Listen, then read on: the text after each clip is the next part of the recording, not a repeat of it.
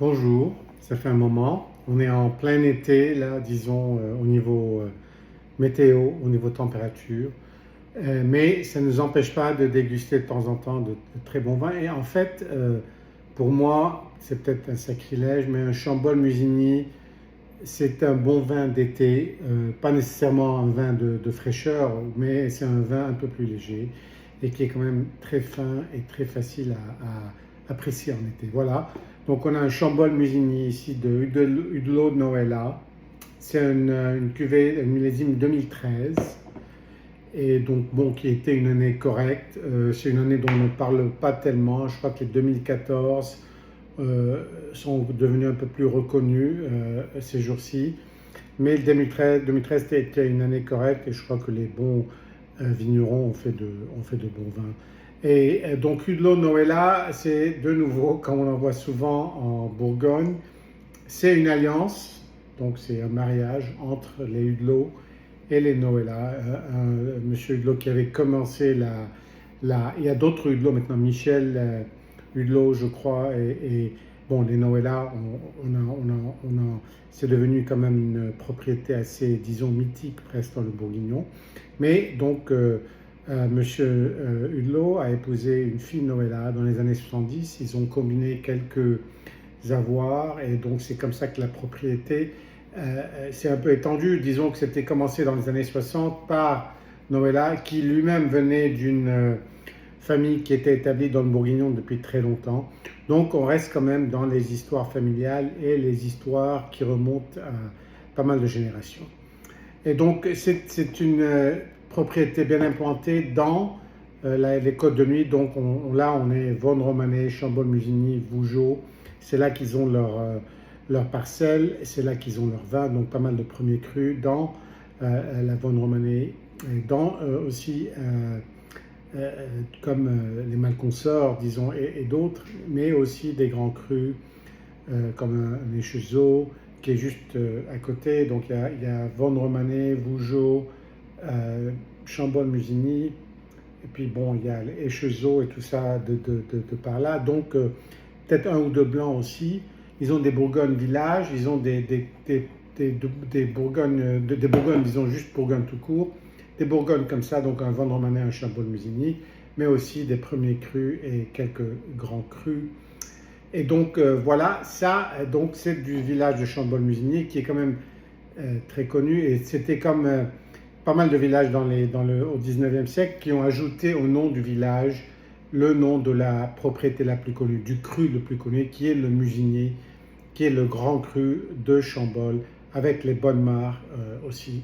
Donc on a plein d'exemples de ces noms de villages, comme Puligny-Montrachet, Alox, Corton, Gevrey, Chambertin, et donc il y en a d'autres aussi. Voilà, c'est ce qui reste de la bouteille après quelques jours. Donc je l'avais mise au frais, je l'avais gardée pour pouvoir partager avec vous.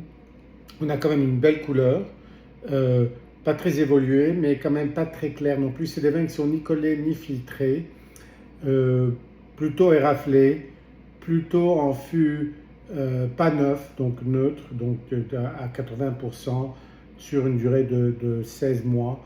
Donc c'est quand même un vin bien avec des levures indigènes, bien géré, bien fait, mais qui est quand même plutôt du côté, disons, léger. Bon, on va voir. Mais donc là, au niveau du nez, c'est quand même floral. Et donc ça, c'est un peu aussi les caractéristiques disons, de Volnay et de Chambol Musigny, c'est des vins floraux. C'est pour ça que pour moi, ça me donne une impression de légèreté, disons.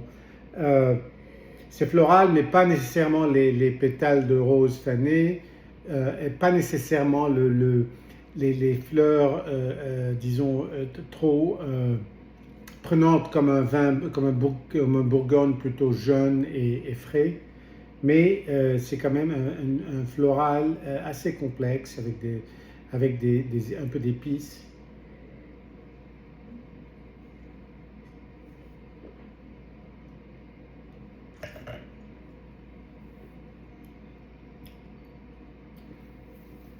En bouche, c'est vraiment des tanins très fondus, une belle acidité qui reste, mais en fait, donc c'est un vin qui peut convenir à un bon repas, mais aussi à des choses simple qu'on peut déguster. C'est ce qu'on a fait avec les copains dehors une après-midi. Donc que ce soit des sandwichs, des salades, des petits bouts de saucisson, des trucs qu'on peut déguster simplement sans avoir besoin de faire la cuisine. Et c'est ça que je trouve quand même qui est très intéressant dans les bons Chambolle Musigny, sans vouloir vraiment casser la tirelire. Bien sûr que bien malgré ces jours-ci, je ne sais même pas ce que ça veut dire, mais donc c'est comme ça.